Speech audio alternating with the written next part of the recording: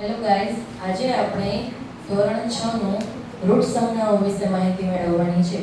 જે આપણું chapter number 1 પૃથ્વી પર સ્થાનોની સ્થિતિ, જેમાં આપણે નકશામાં અમુક રૂટ સંજ્ઞાઓનો ઉપયોગ કરીએ છીએ. જેમ કે સ્કૂલ હોય તો ત્યાં એસ આવે, ત્યાર પછી પોસ્ટ ઓફિસ છે, પોલીસ સ્ટેશન છે, મંદિર છે, રેલવે સ્ટેશન છે, બરાબર. તો આ બધી જ સંજ્ઞાઓ આપણે નકશામાં દર્શાવવાની હોય તો તેમાં આપણે નિશાનીઓ દ્વારા તેને દર્શાવવાની હોય છે.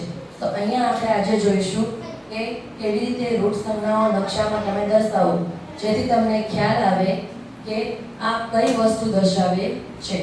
તો અહીંયા જુઓ બધા મારી સાથે, અહીંયા આપણે આપેલી છે પહેલી આંતરરાષ્ટ્રીય સીમા. તો આંતરરાષ્ટ્રીય સીમા કેવી રીતે તમે દર્શાવશો નકશામાં?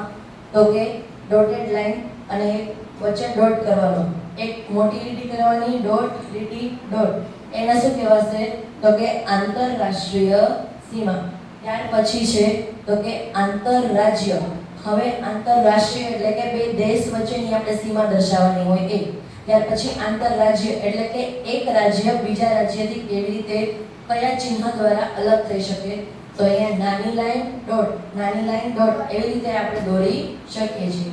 ત્યાર પછી છે આંતરજિલ્લા. હવે રાજ્ય તો આપણે દર્શાવી દીધા, તો રાજ્યની અંદર કેટલા જિલ્લાઓ છે તેને દર્શાવવા માટે પણ એક સરહદ હોય છે, એક નિશાની હોય છે, તે અહીંયા આપેલી છે. તો એને આપણે માત્ર ડોટેડ લાઈન વડે દર્શાવશું, માત્ર ને માત્ર આડી લીટી વડે દર્શાવશું. જુઓ ફરીથી, આંતરરાષ્ટ્રીયમાં મોટી લીટી ડોટ, મોટી લીટી ડોટ, ત્યાર પછી આંતરરાજ્યમાં ડેશ અને ડોટ, એવી રીતે દર્શાવશે. અને આંતરજિલ્લામાં માત્ર લીટી ડેશ વડે દર્શાવવામાં આવશે. ત્યાર પછી છે નદી. તો નદીને આપણે બધાને ખબર જ હશે કે નદીને આપણે આવી રીતે વહેતી હોય એવી રીતે દર્શાવવાની છે. ત્યાર પછી છે કૂવો. તો કૂવામાં કેવી રીતે ચિત્ર છે? તો કે ગોળ સર્કલ કરેલું હોય અને આ વચ્ચે આખું ફિલઅપ કરેલું હોય, બરાબર છે. તો એને આપણે કૂવા તરીકે દર્શાવીશું. નકશામાં તમારે કોઈ પણ જગ્યાએ કૂવો બતાવવો હોય તો આ રીતે તમે દર્શાવી શકો છો. ત્યાર પછી છે તળાવ. તો તળાવ આવી રીતે તળાવ બાંધેલું હોય અને વચ્ચે પાણીનો વિસ્તાર હોય છે, તો આવી રીતે તમે તળાવ બનાવી શકો છો. તમારે નકશામાં તળાવ દર્શાવવું હોય તો આ રીતે તમે બતાવી શકો. ત્યાર પછી છે નહેર. તો નહેરને આપણે કેવી રીતે દર્શાવશું? બે લીટા કરવાના અને એક અડધો લીટો ઉપરની સાઈડ, બરાબર. તો એ રીતે નહેર બનાવી શકશો. ત્યાર પછી છે પુલ. તો પુલમાં શું કરશું?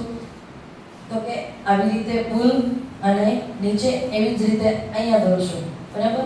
તો આ રીતે આપણે પુલ દર્શાવી શકશું. ત્યાર પછી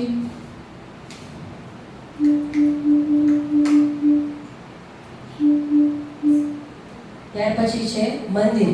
તો મંદિરની નિશાની તમે બધાએ મંદિર જોયું જ હશે, બરાબર.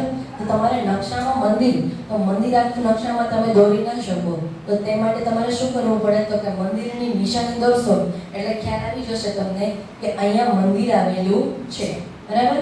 ત્યાર પછી છે ચર્ચ. તો ચર્ચમાં આવી રીતે લંબચોરસ બોક્સ જેવું બનાવવાનું, ઉપર પ્લસની સાઇન, બરાબર. તો આના દ્વારા તમને ખ્યાલ આવી જશે કે અહીંયા ચર્ચ આવેલું છે. ત્યાર પછી મસ્જિદ. તો મસ્જિદની નિશાનીમાં આપણે આ રીતે દોરવાનું છે ને ઉપર લીટી કરી અને જેના ગુંબજ જેવું હોય છે એ આપણે લીટી દ્વારા નાના સ્વરૂપમાં દર્શાવવાનું હોય છે, જેથી તમને ખ્યાલ આવશે કઈ જગ્યાએ મંદિર છે, કઈ જગ્યાએ ચર્ચ છે, કઈ જગ્યાએ મસ્જિદ છે. આ બધી જ નિશાનીઓ તમે જ્યારે નકશો દોરશો ત્યારે તમને ખૂબ જ મદદરૂપ થશે. ત્યાર પછી છે અહીંયા જુઓ, ત્યાર પછી છતરડી અથવા તો છત્રી. તો એને તમે આ રીતે નિશાની દોરી અને દર્શાવી શકો છો. ત્યાર પછી પોસ્ટ ઓફિસ. તો આપણે ઇંગ્લિશમાં શું સ્પેલિંગ થશે? POST, ઓફિસનો OFFICE. હવે એનું શોર્ટ ફોર્મ લેવાનું, આખો સ્પેલિંગ આપણે નકશામાં દર્શાવવાની જરૂર નથી. તો એનો શોર્ટ સ્પેલિંગ તો કે P અને O. તો એની નિશાની આપણે શું દર્શાવશું? PO, પોસ્ટ ઓફિસ, બરાબર. ત્યાર પછી છે પોસ્ટ અને ટેલિગ્રામ ઓફિસ. તો એનો સ્પેલિંગ પણ post and Telegram office, post and Telegram office, બરાબર. તો આમાં પણ ફર્સ્ટ લેટર જ લીધેલો છે, આ પહેલો લેટર, ત્યાર પછી અહીંયા પહેલો લેટર, આનો T અને O, એટલે શું થશે? PTO. તો પોસ્ટ એન્ડ ટેલિગ્રામ ઓફિસને આપણે PTO દ્વારા દર્શાવીશું. ત્યાર પછીનું છે પોલીસ સ્ટેશન.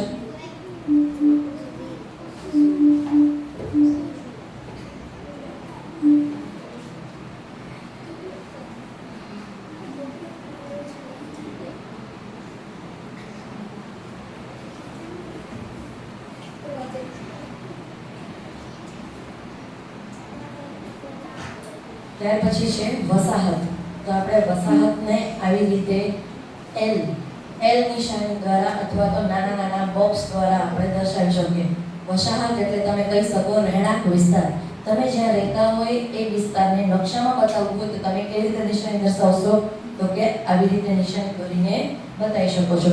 ત્યાર પછી કબ્રસ્તાન. તો કબ્રસ્તાનને તમે અર્ધ કર્વ લાઈન, અર્ધ આપણે કહી શકીએ ઊંધો યુ, બરાબર? તો એ શેપમાં તમે કબ્રસ્તાનને, એટલે કે કોઈ પણ સ્મશાન હોય, કબ્રસ્તાન હોય, તો તેને આ રીતે તમે દોરી શકો છો.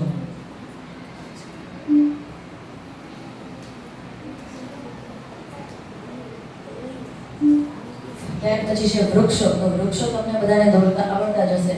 તમે આ રીતે પણ દોરી શકો અને આ રીતે પણ દોરી શકો, બરાબર? તો આ બંને નિશાની શેની થશે? વૃક્ષોની. ત્યાર પછી ઘાસ. તો ઘાસ ઉગાડતા તમે બધાએ જોયેલું હશે ઘાસ કેવી રીતે ઉગે છે. તો આ શેની નિશાની થશે? ઘાસની. તો અહીંયા તમને આ બધી જ રૂટ સંજ્ઞાઓ છે એ તમને ક્યાં ઉપયોગમાં થશે? નકશામાં ઉપયોગી થશે, બરાબર? તો એ બધી જ રૂટ સંજ્ઞાઓ તમારે જોવાની છે. આ સિવાય કોઈ પણ રૂટ સંજ્ઞા, ધારો કે બીજી એક તમે લઈ શકો છો કે પાકા રસ્તા. તો પાકા રસ્તા કેવી રીતે હોય છે? આવી રીતે સીધી લાઈન હોય છે. આ પણ તમારે તમારી બુકમાં નોંધવાનું છે. પાકા રસ્તાને તમે આવી રીતે સીધી લાઈન વડે દોરી શકો છો. જ્યારે કાચા રસ્તા કઈ રીતે દોરાશે? અહીંયા જો લખું છું કાચા રસ્તા, તો કાચા રસ્તાને તમે આવી રીતે ડોટેડ લાઈનથી પણ દોરી શકો છો. આ શું થશે? કાચા રસ્તાઓ, બરાબર? સમજાણું બધાને? તો આ બધી જ વિગતો છે તમારે તમારી નોંધપોથીમાં ઉતારવાની છે. ઓકે, આ બધી જ વિગત તમને જો મહત્વપૂર્ણ થઈ હોય તો આ વિડીયોને સબસ્ક્રાઇબ અને લાઈક કરવાનું ભૂલતા નહીં. Thank you guys.